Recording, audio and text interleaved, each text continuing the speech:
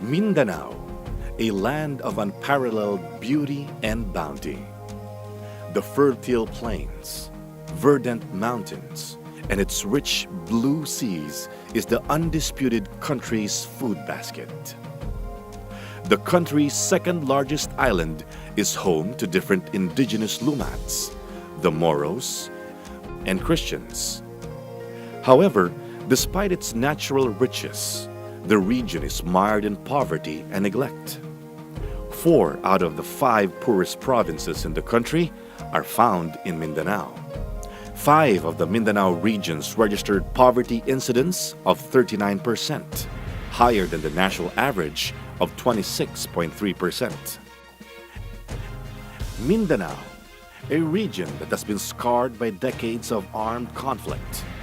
Years and years of battles have left affected communities in dire conditions. Despite remarkable inroads in peace building between the largest secessionist groups, peace has been elusive in Mindanao. The problem in Mindanao, or in Marawi for that matter, is a complex of a resource-based conflict, an identity, and as well as ideological-based conflict. Identity-based conflict, it's a question of the right to self-determination of one tribe. The Bangsamoro are being called by other name by the majority, which for them, they are Bangsamoro, they are not Filipinos, so that's precisely a question of identity. Maranao, for that matter, are named derived from the lake. They are the people of the lake, kaya they call it Maranao. So remove them from Marawi, and then somehow it's also removing their identity. It's also a question of resource-based conflict. There's also monopoly of resources. A few clan and a few elite just control the big huge of resources. So there's a problem between accessing, controlling, and utilization. So meaning it's structural. And then now we have the ideology-based. Ideology-based because there's one ideology now challenging the status quo. They want to establish a caliphate. They want to establish another state, an Islamic state coming from your existing status quo via a terroristic act. Para matapos na yung mga gera, kasi kawawa yung mga mahirap tulad namin. Mahirap mabuhay kung may gera. Paano magkapagtrabaho yung asawa? Kasi hindi makapaghanap buhay yung asawa. Isa lang yung iba kasi farmer. Tapos doon pa banda nagpuputukan. Peace can be started within ourselves, especially during at home. And pwede din natin yan makita sa ating mga leaders. Peace building in Mindanao has been a continued and sustained effort.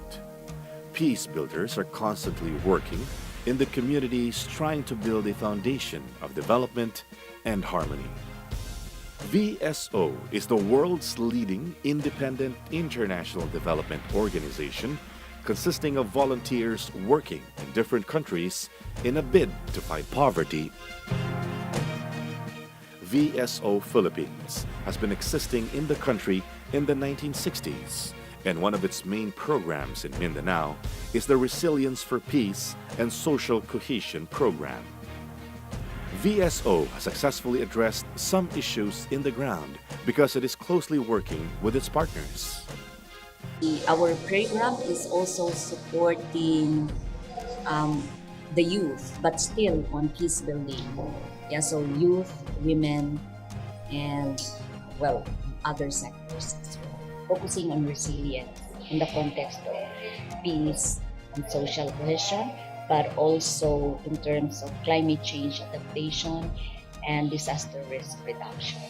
Lanao Aquatic and Marine Fisheries Center for Community Development, or LAFCOD, serves the urban fisherfolks, rural poor, and other marginalized community groups, especially women.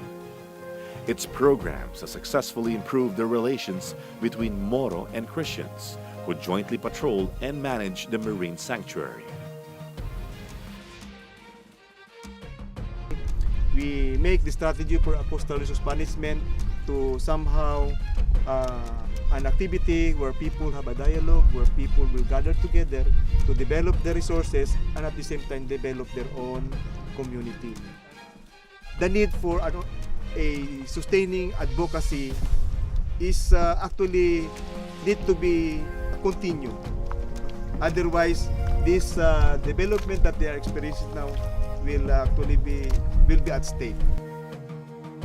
Itudloan nato sila unsaon pagkat-on, pagkuha, pagprotektar, pagkonserbar niining mga buhi laman sa kadagatan. Sa una, wala pa ang BSO na abot diri sa East Indies, kami mahadlok jud ni sa mga Muslim. Pero karon nga naa ang BSO, dili na may mahadlok kay naghayusa pud mi sa mga seminar nga ilang gihatag o didto mi nagkahiusa kabahin sa mga tradisyon sa Muslim o Christian. Inani lang ang mga bantay dagat, ako pa problema rin eh. Kaya mga bantay dagat, napa sila daghang mga kahimanan nga wala nila. Sama sa ispat, sa kayan, kininiya ilahang mga teleskop kung mga kagamitan sa dagat. Diyan ang ilahang mga pambot, na may pambot sa pamana pero dili igo, ikagukod sa mga violator tungod kay ang makina ni mga hinay lang. Mindanao People Development Center Incorporated, or MARADECA, is an NGO implementing a peace-building and governance program that promotes good governance advocacy, women empowerment, and supports the rights of the Bangsamoro by conducting workshops to identify the parents' and teachers' role in preventing the youth from being recruited into terrorism activities. Kabataan, marinig din kung ano yung gusto nila sa pag-rehab, pag-develop sa kanila. Youth ngayon, sila yung mas aggressive. Pakigdait Incorporated is a grassroots peace-building organization that promotes and facilitates transformation, peace advocacy, interfaith dialogue, and cultural sensitivity for over 15 years.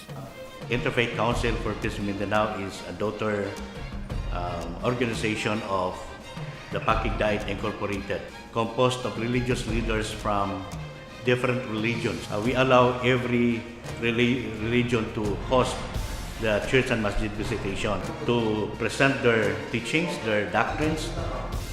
And then after the presentation, we also allow the people to ask questions. And whatever the answer of the host, that's the answer. We don't allow this church and masjid visitation as the avenue for debate, for argument. United Youth of the Philippines, Women, or UNIFIL, combats gender-based violence, promotes sexual and reproductive health, peace building, and women's leadership. Noon hindi po nakikita ang kahalagaan ng isang babae kasi ang alam natin sa bahay lang po sila. So ngayon, unti-unti na nating nalalaman ang significance ng kababaihan sa community. Women are also into peace building.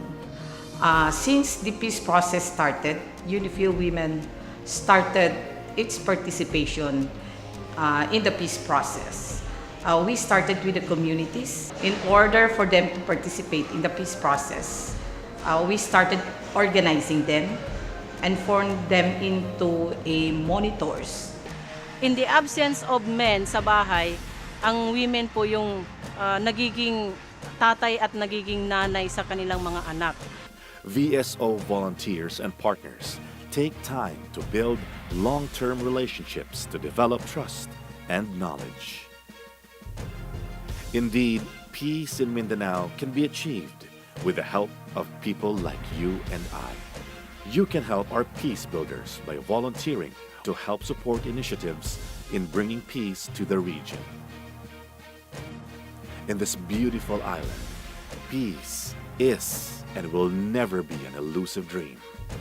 Partner with us, and together, we will make a difference. VSO, sharing skills, changing lives.